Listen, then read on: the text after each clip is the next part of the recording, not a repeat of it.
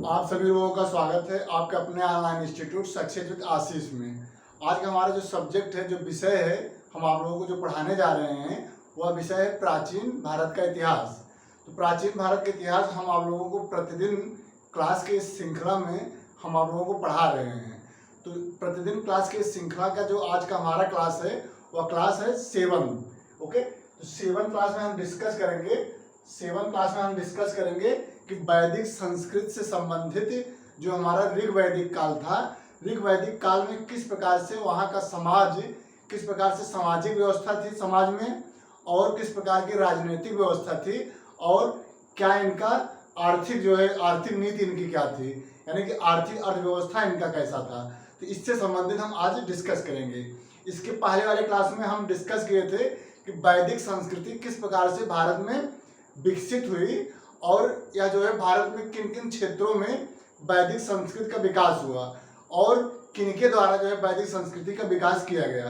तो जैसे जो है आर्य के द्वारा, जब आर्य जो है भारत में आए, आर्य के द्वारा भारत में वैदिक संस्कृति का प्रारंभ किया गया था। और इस प्रकार से वैदिक संस्कृति की जो जानकारी मिलती है वह 4 प्रकार के वेदों में मिलता है, जैसे ऋग्वेद, सामवेद, यजुर्वेद और अथर्ववेद। तो ये चारों वेदों से संबंधित हम आप लोगों को जो है इसके पहले वाले क्लास में हम पढ़ा चुके हैं। ओके, तो आज की क्लास में हम पढ़ाएंगे कि ऋग वैदिक जो ऋग वैदिक काल था उससे संबंधित किस प्रकार की इनकी जो है सामाजिक व्यवस्था थी, राजनीतिक व्यवस्था थी, और इनकी जो क्या आर्थिक व्यवस्था थी। इसको हम आज की क्लास में हम डिस्कस करने चल रहे हैं और आप लोगों को जो है उन्हीं इंपॉर्टेंट फैक्ट्स को यहाँ पे डिस्कस करेंगे जो एग्जाम के दृष्टिकोण से इम्पॉर्टेंट है और जो एग्जाम में पूछने की संभावना अधिक है। ओके, तो चलिए आज क्लास हम प्रारंभ करने जा रहे हैं। क्लास प्रारंभ करने के पूर्व हम आप लोगों से एक रिक्वेस्ट करना चाहते हैं कि प्लीज़ आप लोग हमारे इस यूट्यूब चैनल को सब्सक्राइब करके बगल में बेल आइकन उसको आप लोग प्रेस कर दीजिएगा, दबा दीजिएगा, जिससे जो भी हमारा जो क्लास वीडियो बने उसका नोटिफिकेशन आप लोगों को समय समय से मिलता रहे। और आप लोग जो है इसके पहले वाले क्लास को आप लोग अच्छे से देखिए, तभी जो है आज का क्लास आप लोगों को अच्छे से क्लियर होगा। ओके, तो चलिए आज की क्लास हम प्रारंभ करने जा रहे हैं। एक बार पुनः आप सभी का आज की क्लास में हम स्वागत करते हैं और आज की क्लास हम प्रारंभ करने चल रहे हैं। ओके, तो इस समय हम आप लोगों को जो है वैदिक संस्कृति से संबंधित हम आप लोगों को पढ़ा रहे हैं। वैदिक संस्कृति के पहले जो भारत में जो सभ्यता विकसित हुई थी वह सिंधु घाटी सभ्यता थी। तो सिंधु घाटी सभ्यता से संबंधित हम ऑलरेडी आप लोगों को पढ़ा चुके हैं। अब जो दूसरी संस्कृति भारत में डेवलप हुई थी, विकसित हुई थी, वह था वैदिक संस्कृति। वैदिक संस्कृति एक ग्रामीण संस्कृति थी। यहाँ जो है मैक्सिमम लोग जो है ग्रामीण अर्थव्यवस्था से ही बिलोंग करते थे, यानी इनकी जो आर्थिक व्यवस्था थी वह पूरी तरीके से ग्रामीण अर्थव्यवस्था के नाम से जाना जाता है। जबकि इसके पहले जो सिंधु घाटी सभ्यता या हड़प्पा सभ्यता था वह एक नगरीय सभ्यता थी। ओके, क्वेश्चन एग्जाम में पूछा जाता है। तो वैदिक संस्कृति से रिलेटेड आज का जो हमारा वह है ऋग वैदिक काल।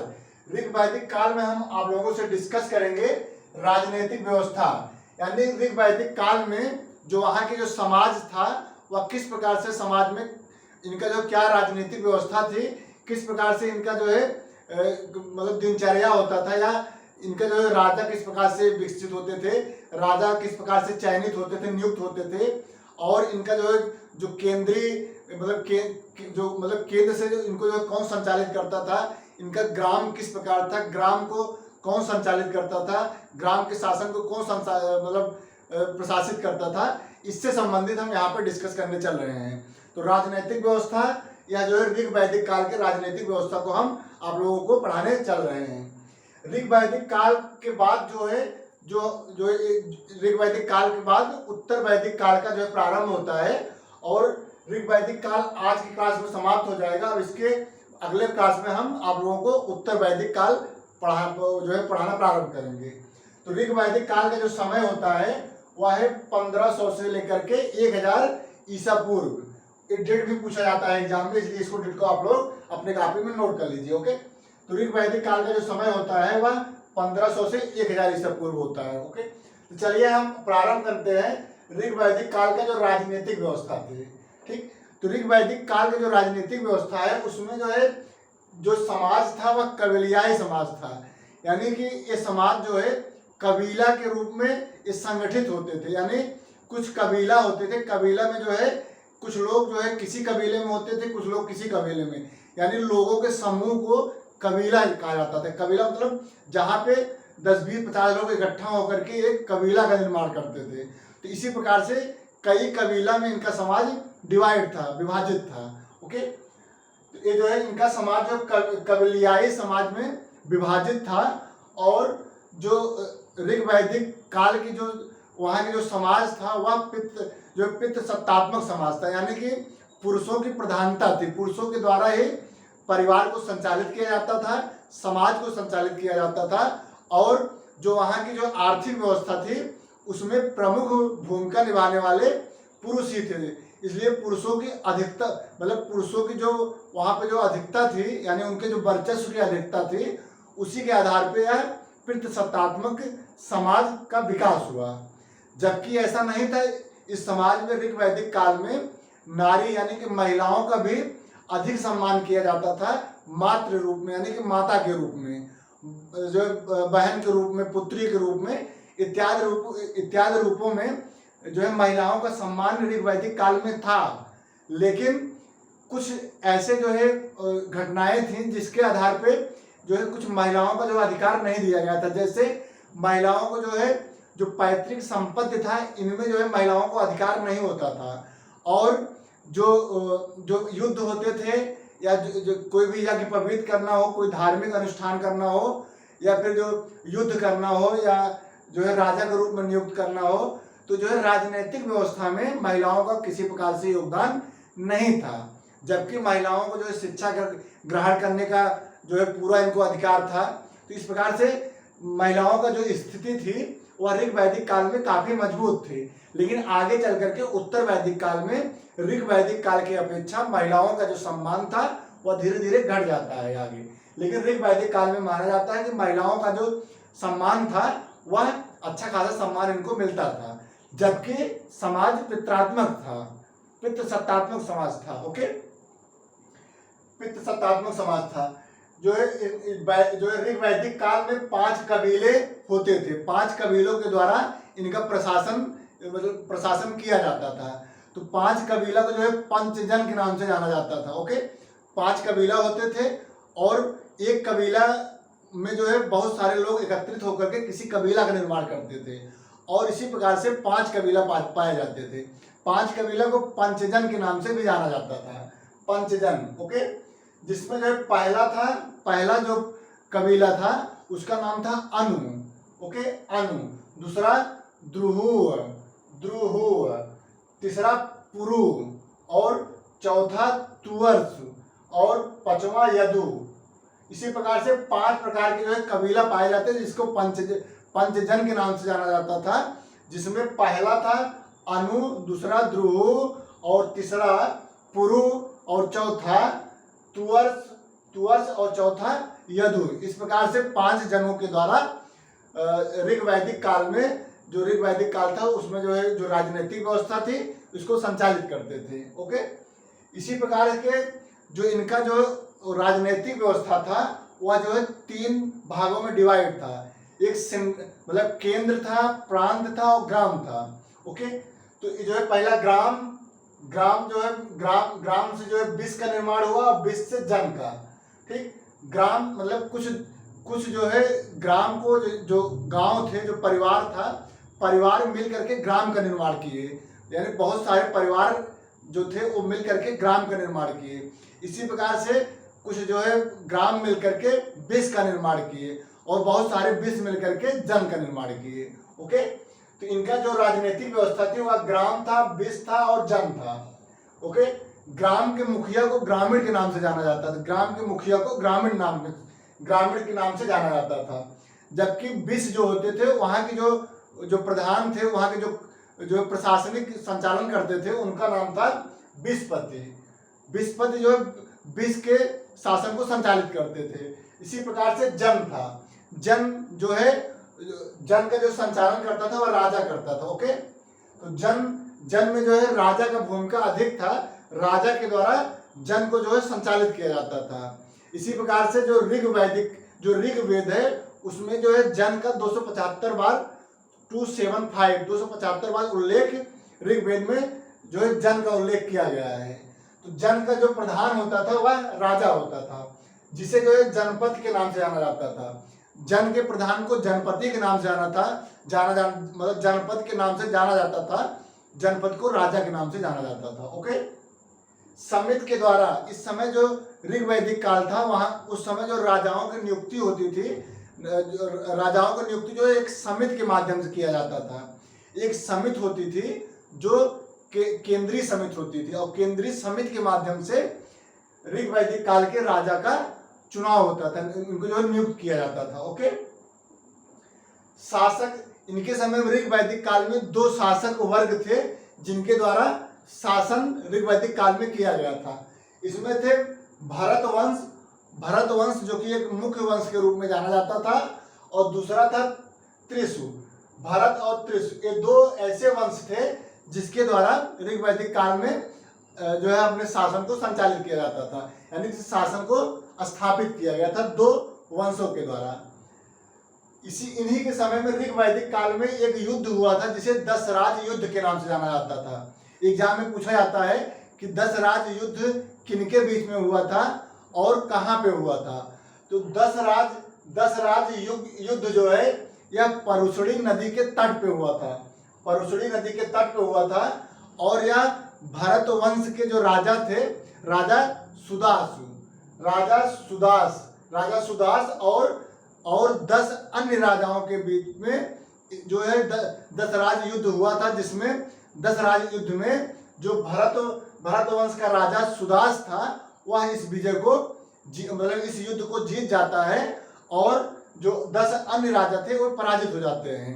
ओके, सभा जो है इनके समय में दो समितियां होती थी जिसे सभा एवं समिति के नाम से जाना जाता था। जो सभा था वह जो वहाँ के श्रेष्ठ वर्ग थे, जो वृद्ध लोग थे, श्रेष्ठ वर्ग थे, उनको जो है सभा के रूप में जाना जाता था। जबकि समिति जो थी वह केंद्रीय संस्था थी। जो समिति थी वह केंद्रीय संस्था थी, और समिति के माध्यम से राजा का चुनाव किया जाता था। ओके, अब हम बताएंगे कि ऋग्वैदिक काल की जो सामाजिक व्यवस्था थी, यानी ऋग्वैदिक काल में यहाँ के जो समाज के लोग रहते थे, यानी समाज में रहने वाले लोग की क्या क्या व्यवस्थाएं थी, यानी कि समाज इनका कैसा था। ओके, तो ऋग्वैदिक काल का जो समाज था वह जो है समाज में 3 प्रकार के लोग रहते थे। एक था योद्धा वर्ग, और दूसरा था पुरोहित वर्ग, और तीसरा था सामान्य लोग। ठीक, तो इस प्रकार से ऋग्वैदिक काल में 3 प्रकार के लोग समाज में पाए जाते थे। पहला था योद्धा वर्ग जो कि युद्ध करते थे। दूसरा वर्ग था पुरोहित वर्ग जो राजाओं को धार्मिक और कोई मतलब किसी भी समस्या पर समाधान के लिए अपना सुझाव देने के लिए पुरोहित वर्ग होते थे। उसी प्रकार से तीसरा वर्ग जो था वह एक सामान्य जीवन व्यतीत करने वाला वर्ग था। ओके, तो जो है सामाजिक व्यवस्था में जो ऋग्वैदिक काल का जो समाज था वह 3 वर्गों में विभाजित था। पहला था योद्धा, दूसरा था पुरोहित, और तीसरा था सामान्य लोग। परिवार जो है, परिवार समाज का आधारभूत इकाई था। ऋग्वैदिक काल में जो परिवार थे वह समाज का एक जो है आधारभूत इकाई था। परिवार के द्वारा ही किसी भी कार्य को जो संचालित, यानी कि परिवार ही मिल करके ग्राम का निर्माण करता था, और ग्राम के द्वारा विश्व का निर्माण होता था, और विश्व के द्वारा जन का निर्माण होता था। और जो जन का मुखिया था वह राजा था, और जो ग्राम का मुखिया था वह ग्रामीण था। ओके, तो परिवार का समाज का जो आधारभूत इकाई था वह जो है परिवार समाज का परिवार था, यानी परिवार ही जो है समाज का एक इकाई के रूप में जाना जाता था। परिवार के जो प्रधान थे उन्हें कुलप के नाम से जाना जाता था। जो परिवार का प्रधान था वह जो है कुलप के नाम से जाना जाता था। एग्जाम में पूछा गया है कि ऋग्वैदिक काल के परिवार को किस नाम से, वहाँ के प्रधान को किस नाम से जाना जाता था। तो परिवार के जो मुखिया थे उनको कुलप के नाम से जाना जाता था। ऋग्वैदिक काल का जो समाज था वह पूरी तरीके से पितृसत्तात्मक था, क्योंकि इनके समय में पुरुष की प्रधानता थी, यानी पुरुष की शक्ति में ज़्यादा इजाफा हुआ था। तो इनके शक्ति में वृद्धि के कारण समाज में पितृसत्तात्मक व्यवस्था लागू थी। ओके, पितृसत्तात्मक समाज था। नारी का मातृ रूप में सम्मान प्राप्त था। नारी का भी एक मातृ रूप मतलब माता के रूप में, पुत्री के रूप में और बहन के रूप में इनका सम्मान इस समय प्राप्त था। ओके, यानी कहा जा सकता है कि जो महिलाओं की स्थिति थी, जो नारी की स्थिति थी, महिलाओं की स्थिति थी, वह यहाँ पे जो एक सम्मानजनक स्थिति थी, इनका सम्मान होता था। पुत्र पैतृक संपत्ति का उत्तराधिकारी होता था। ऋग्वैदिक समाज में जो पैतृक संपत्ति होती थी उसका उत्तराधिकारी जो होता था वह पुत्र वर्ग के यानी कि पुत्र होता था, न कि जो पुत्री को जो है पैतृक संपत्ति पर कोई अधिकार नहीं था। ऋग्वैदिक काल में पुत्र को पैतृक संपत्ति में पूरी तरीके से अधिकार दिया गया था। संयुक्त परिवार का प्रथा थी। ऋग्वैदिक समाज में यहाँ जो है संयुक्त परिवार थे, यानी संयुक्त परिवार में यहाँ पे दादा दादी और इत्यादि लोग सब इकट्ठा एक ही जो मकान के छत में, एक ही छत के मकान पे रहते थे, यानी जो मकान था एक ही छत के नीचे सभी लोग रहते थे। तो यहाँ के समाज जो है एक संयुक्त परिवार था, और संयुक्त परिवार की विशेषता होती है कि कोई भी कार्य हो वहाँ जो है एकजुटता होती है, एकता होती है, कोई भी कार्य जो है मिलजुल कर करते हैं, और परिवार एक प्रसन्नता के रूप में देखा जाता है। परिवार में समृद्धि होती है, एकता होती है और लोग खुश रहते हैं। तो ऋग्वैदिक काल का जो समाज था वह एक संयुक्त परिवार के आधार पर वहाँ के समाज जो है संचालित होता था। तो सामाजिक व्यवस्था का जो एक प्रमुख और महत्वपूर्ण जो बिंदु था वह था संयुक्त परिवार की प्रथा। संयुक्त परिवार की प्रथा ऋग्वैदिक काल में प्रचलित थी। वर्ण व्यवस्था यहाँ पे लागू था। ठीक है, ऋग्वैदिक काल में वर्ण व्यवस्था एक व्यापारिक जो व्यापारिक आधार था उसके आधार पे वर्ण व्यवस्था लागू था। तो ऋग्वैदिक काल में वर्ण व्यवस्था का जो आधार था वह व्यावसायिक आधार था। व्यावसायिक आधार पे वर्ण व्यवस्था का प्रचलन था। इस प्रकार से ऋग्वेद के 10वें मंडल के पुरुष सूक्त में वर्ण व्यवस्था के बारे में जानकारी दी गई है। इसलिए कहा जाता है कि जो ऋग्वैदिक समाज था वहाँ उनके समाज में जो है वर्ण व्यवस्था प्रचलित थी। ओके, नेक्स्ट है आर्थिक जीवन। ऋग्वैदिक काल का जो है आर्थिक जीवन क्या था? तो आर्थिक जीवन का जो मूल आधार था इनका वह था पशुपालन। तो पशुओं को जो है चराना और पशुओं को जो है पालना इनका आर्थिक व्यवस्था का मेन आधार था। और जो इनका एक कबीला से दूसरे कबीला के बीच में जो युद्ध होता था उस युद्ध का मुख्य कारण गाय थी। तो इनका पशुपालन में जो महत्वपूर्ण पशु था वह गाय था। गाय का जो है संरक्षण ये लोग करते थे। गायों का जो है उसमें चोरी होता था, और जब चोरी होता था तो एक कबीला दूसरे कबीला से लड़ जाते थे। तो इसलिए इनका जो पूजनीय और जो महत्वपूर्ण पशु था वह गाय था। तो गाय जो है आर्थिक व्यवस्था का जो है इनका जो है मुख्य आधार था। तो पशुपालन के आधार पर ये जो है अपने जीवनचर्या को, अपने आर्थिक जो है व्यवस्था थी उसको संचालित करते थे। जबकि कृषि भी एक महत्वपूर्ण इनका व्यवसाय था, लेकिन कृषि बहुत ज़्यादा उसमें प्रचलन नहीं थी। केवल साक्ष्य के रूप में ऋग्वैदिक काल में जो जौ है इसके बारे में जानकारी दिया गया है। तो इस प्रकार से कहा जा सकता है कि कृषि भी लोग करते थे, लेकिन जो इनके आर्थिक व्यवस्था का जो मुख्य आधार था वह टोटल आधार जो है पशुपालन था। और पशुओं को पालना और उनको जो है चराई करना, मतलब उनको पशुओं को पालना, उनके चारे के लिए उनको चराना, एक जगह से दूसरे स्थान पे जाना, कबीला बनाना, रुकना, ये सब इनकी जो है एक आर्थिक व्यवस्था का एक महत्वपूर्ण अंग के रूप में जाना जाता था। और उस समय जो युद्ध भी होते थे वह पशुओं के लिए होते थे, यानी गाय जो है मुख्य पशु के रूप में जाना जाता था। गाय के लिए ही ये आपस में लड़ते थे। ओके, व्यापार जो है वस्तु विनिमय पे आधारित था। इनका जो व्यापार जो है वह नगद रूप में नहीं था। ये एक वस्तु को देते थे और दूसरे वस्तु को लेते थे। इनका ये विनिमय का माध्यम था वह एक वस्तु को देना, दूसरे वस्तु को लेना। इनका जो है वस्तु विनिमय के आधार पर व्यापार इनका वस्तु विनिमय के आधार पर संचालित था। ओके, तो इस प्रकार से इनका जो है आर्थिक जीवन संचालित होता था। तो तो आज की क्लास में हम आप लोगों को पढ़ाए हैं, आज की क्लास में ऋग वैदिक काल की जो राजनीतिक व्यवस्था थी, ऋग वैदिक काल की जो सामाजिक व्यवस्था थी और ऋग वैदिक काल की जो आर्थिक व्यवस्था थी, इससे संबंधित हम आज की क्लास में आप लोगों को पढ़ाए हैं। इसी प्रकार से हमारा जो अगला क्लास होगा उसमें हम उत्तर वैदिक काल को हम आप लोगों को पढ़ाएंगे। उत्तर वैदिक काल जो कि 1000 ईसा पूर्व से लेकर के 600 ईसा पूर्व तक उत्तर वैदिक काल का प्रचलन था, उसी के अकॉर्डिंग हम उसको जो है डिफाइन करेंगे कि किस प्रकार से उत्तर वैदिक काल की जो राजनीतिक व्यवस्था थी, किस प्रकार की सामाजिक व्यवस्था थी और क्या दोनों यानी कि जो ऋग वैदिक काल था और उत्तर वैदिक काल था, दोनों में क्या डिफरेंस है। ठीक, तो दोनों की जो है आर्थिक व्यवस्था में क्या डिफरेंस हुआ, दोनों के राजनीतिक व्यवस्था में क्या डिफरेंस हुआ और दोनों के जो है अर्थव्यवस्था में क्या डिफरेंस था, क्या अंतर था, इसको हम आप लोगों को अगले क्लास में पढ़ाएंगे। आज क्लास में इतना ही। आप लोगों से रिक्वेस्ट है कि प्लीज़ आप लोग जो हमारे यूट्यूब चैनल को सब्सक्राइब कर लीजिए और हमारी वीडियो को आप लोग शेयर करिए और वीडियो को लाइक करिए प्लीज़। तो आज क्लास में इतना है। हमारा क्लास वीडियो देखने के लिए आप लोगों को बहुत बहुत धन्यवाद। Thank you so much.